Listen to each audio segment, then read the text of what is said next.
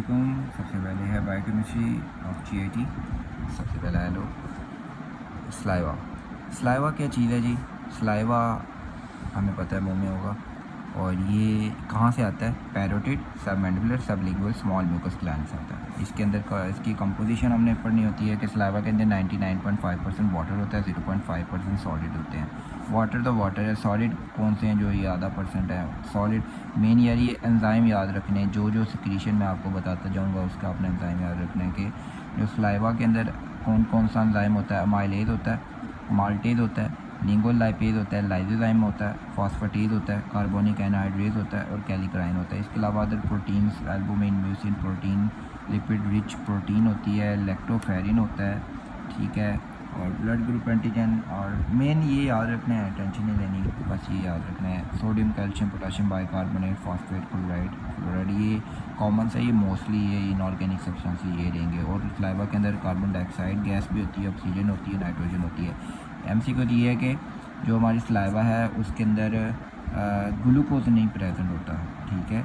और अगर हमारी स्लाइवा के अंदर ग्लूकोज शो होना स्टार्ट हो जाए तो वो डायबिटीज़ मेलिटस है उस बंदे को, ठीक है। डायबिटीज़ का पेशेंट पता है उसका स्लाइवा से चेक कर लेते हैं तो वो देख लेते हैं कि ग्लूकोज है कि नहीं इसकी स्लाइवा में। और इसका फंक्शन क्या है जी, इंपॉर्टेंस क्या है? स्लाइवा स्लाइवा मॉइस्ट रखती है माउथ को, उसके बाद हेल्प करती है मेस्टिकेशन ऑफ फूड को और प्रिवेंट करती है इंजरी टू म्यूकस मेम्ब्रेन। उसके बाद डाइजेस्टिव फंक्शन, ठीक है। टाइलिन होता है जो स्टार्च को स्प्लिट कर रहा होता है माल्टोज में, एक्सक्रीटी यूरिया, ठीक है, थायोसाइनेट, यानी कि तोड़ फोड़ का काम कर रहा होता है स्लाइवा। ओरल हाइजीन को मेंटेन करता है, पैथोजेनिक बैक्टीरिया को मारता है। इसके अंदर थायोसाइनेट और प्रोटीलाइटिक एंजाइम होते हैं जो कि एक लाइसोजाइम के तौर पे काम कर जाते हैं बैक्टीरियाइडल प्रॉपर्टी तोड़ फोड़ वाली, यानी कि इसके अंदर बफर एक्शन परफॉर्म करते हैं कार्बोनेट जो कि स्लाइवा के अंदर होता है, ठीक है। बाइकार्बोनेट आपको पीछे बताया ना इसके अंदर।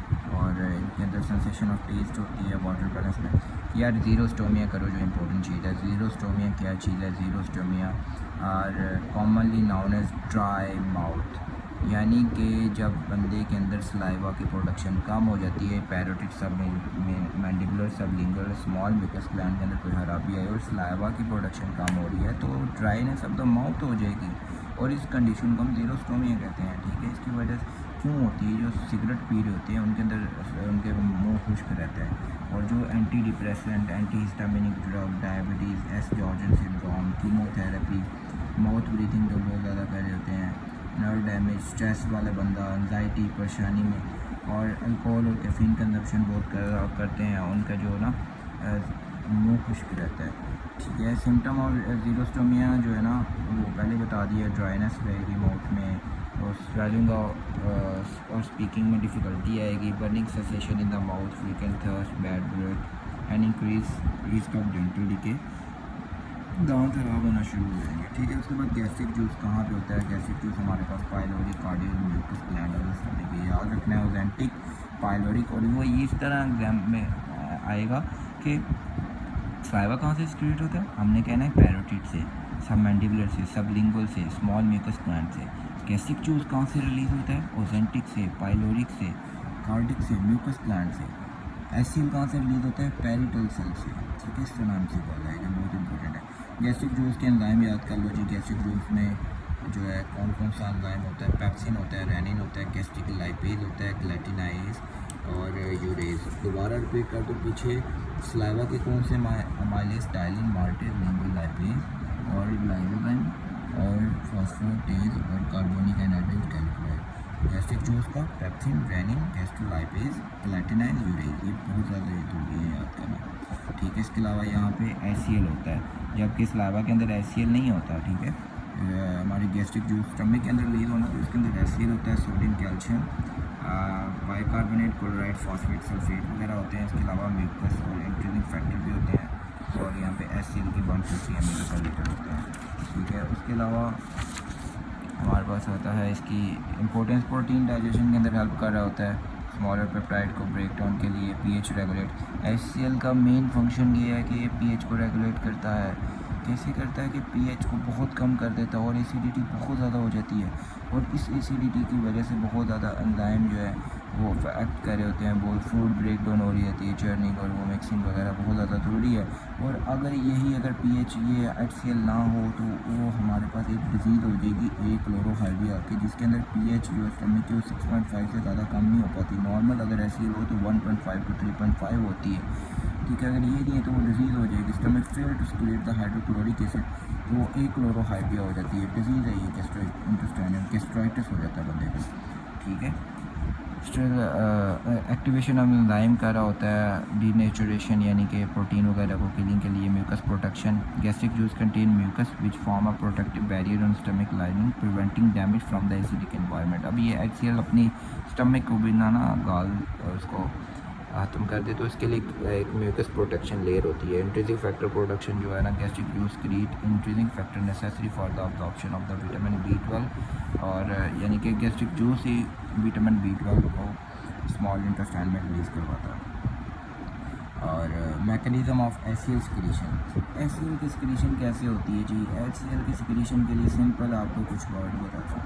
हमारे जो ओजेंटिक सेल है ना, साइटोप्लाज्म है, साइटोप्लाज्म के ओजेंटिक सेल है, ओजेंटिक सेल से क्लोराइड आएगा विद इन द कैनालिकुलाई में, पैरेटल सेल में आया, ठीक है, और एक ग्रेडियंट चेंज हुआ, ठीक है जी। उसके साथ ही साथ जो है ना पोटाशियम आयन भी जो पैसिवली डिफ्यूज़ कर जाएंगे इन द कैनालिकुलाई, क्लोराइड आया, साथ ही पोटाशियम आयन भी पैसिवली डिफ्यूज़ कर जाएंगे।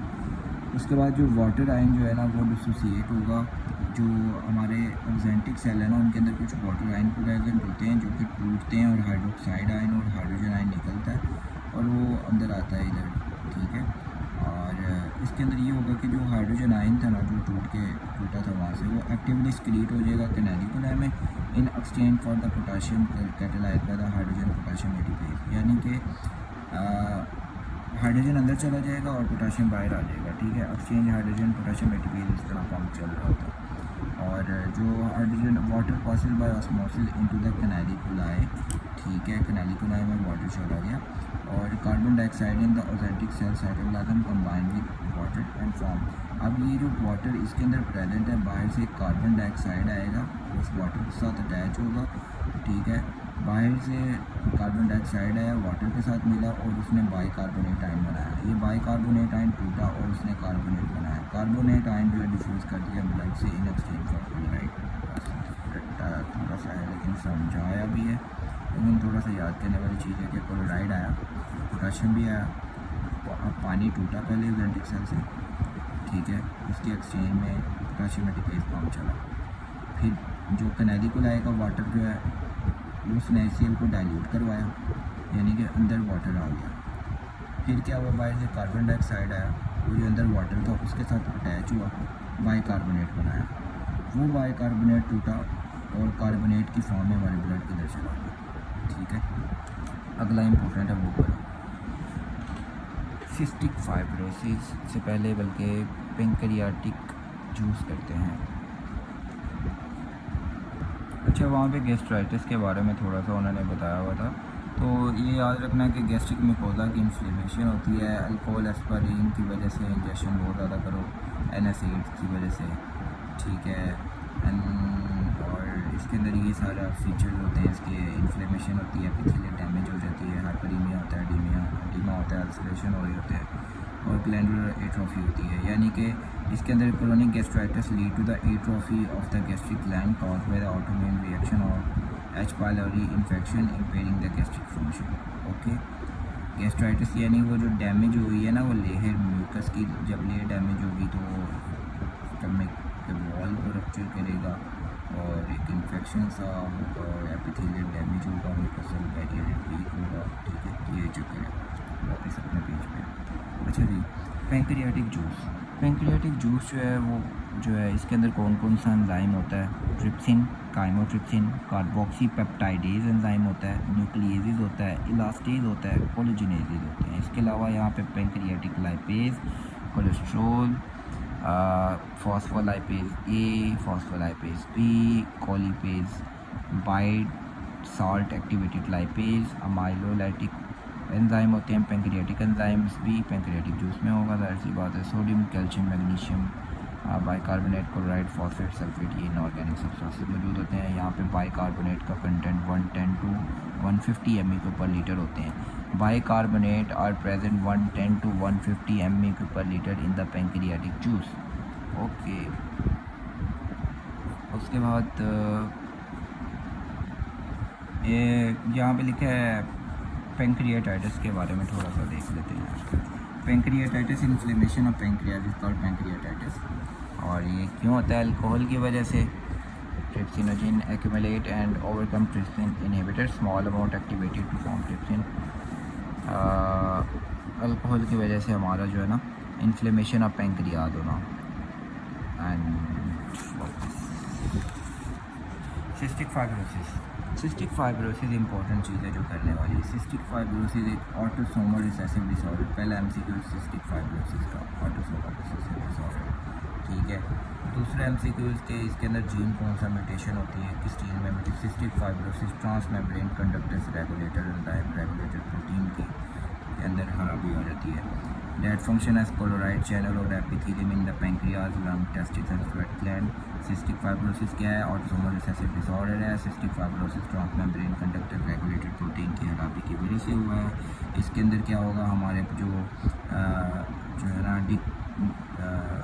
Decrease secretion of chloride and increase Uptake of sodium and water हो जाएगा, ठीक है। और पैंक्रियाज के अंदर डिप्लीशन ऑफ वाटर होती है, जिसकी वजह से जो है ना म्यूकस थिकन होना शुरू हो जाती है। जो सेल सरफेस है ना वो थिक होना स्टार्ट हो जाती है और जो पैंक्रियाटिक डक्ट को क्लॉग कर देती है, जिसकी वजह से एंजाइम जो है इंटेस्टाइन में नहीं जाते। और जो है ना इसके ट्रीटमेंट के लिए जो एंजाइम को रिप्लेस कर दो या फिर सप्लीमेंटेशन देना स्टार्ट कर दो फैट सॉल्युबल विटामिन के साथ। क्या हुआ था यार? CFTR डैमेज हुआ, जिसकी वजह से पानी जो है वो कम होने लग जाता है पैंक्रियाज में। पानी कम हुआ, म्यूकस थिक हो गई, म्यूकस थिक हो गई, डक्ट बंद हो गई, डक्ट बंद हो गई, एंजाइम इंटेस्टाइन में नहीं पहुंच सकेंगे, ठीक है। ओके, जो है बाइल में बिलोरिबन बॉटल वगैरह शामिल, यानी कि हम बाइल के इम्पोर्टेंट्स पढ़ेंगे पहले। बाइल जो है एमल्सिफाई करता है, बल्कि पहले बाइल की डेफिनेशन बताते हैं आपको थोड़ी अंडरस्टैंडिंग के लिए। सबसे पहले तो ये पता होना चाहिए कि जो बाइल है वो लीवर से प्रोड्यूस होता है। 600 to 1000 ml per day produce हो रहा होता है और ये गॉल ब्लैडर में स्टोर होता है। लीवर से गॉल ब्लैडर में जाता है, वहाँ से स्मॉल इंटेस्टाइन में जाता है और ये डाइजेशन और अब्जॉर्प्शन ऑफ फैट के अंदर हेल्प कर रहा होता है। इसके अंदर वाटर होता है, बाइल साल्ट होते हैं, बिलिरुबिन होते हैं, कोलेस्ट्रॉल होता है, फैटी एसिड होता है, lecithin, sodium, potassium, calcium, chloride, carbonate, ion होते हैं। गॉल स्टोन क्या होते हैं कि हमारे लीवर जो है ना वो क्या प्रोड्यूस कर रहा होता है? कोलेस्ट्रॉल, और एक लेवल मेंटेन कर रहा होता है। बाज़ औक़ात वो एक लेवल नहीं मेंटेन करता और ये जो कोलेस्ट्रॉल है वो कहाँ पे गॉल ब्लैडर में भेजना प्रेसिपिटेट कर देता है। गॉल ब्लैडर में आके वो यहाँ पे एक्यूमुलेट हो जाता है और फॉर्मेशन में गॉल स्टोन कर देता है, इसे गॉल स्टोन कहते हैं। सक्कस इंटेरिकस क्या चीज़ है? बहुत ज़्यादा इम्पोर्टेंट है, ये बहुत ज़्यादा इम्पोर्टेंट है MCQ के लिए, ठीक है। सक्कस इंटेरिकस क्या चीज़ है? Succus इंटेरिकस acid secretion produce by the gland in the duodenum wall. Duodenum wall जो है वो क्या प्रोड्यूस करती है? वो एसिड सिक्रीशन प्रोड्यूस कर रही होती है, ठीक है।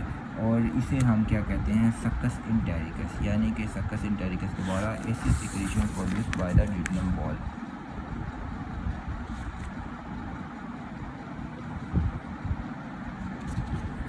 Succus entericus is the acid secretion produce by the duodenum wall. इसके प्रोटियोलाइटिक एंजाइम कौन कौन से हैं? एंजाइम होते हैं इसके अंदर amino peptidase, dipeptidase, tripeptidase, lipase, sucrase, maltase, lactase, dextrinase, trehalase and enterokinase. इसके अलावा sodium, calcium, potassium, bicarbonate, phosphate और सल्फेट की इनऑर्गेनिक सब्सटेंसेस इसके अंदर होते हैं। इंपॉर्टेंट क्या है? Digest food as food is being absorbed because they are located in the brush border. Brush border किसका? इंटेस्टाइन का ब्रश बॉर्डर वहाँ पे होते हैं और ये फूड को डाइजेस्ट करने में इस्तेमाल होते हैं, ठीक है जी।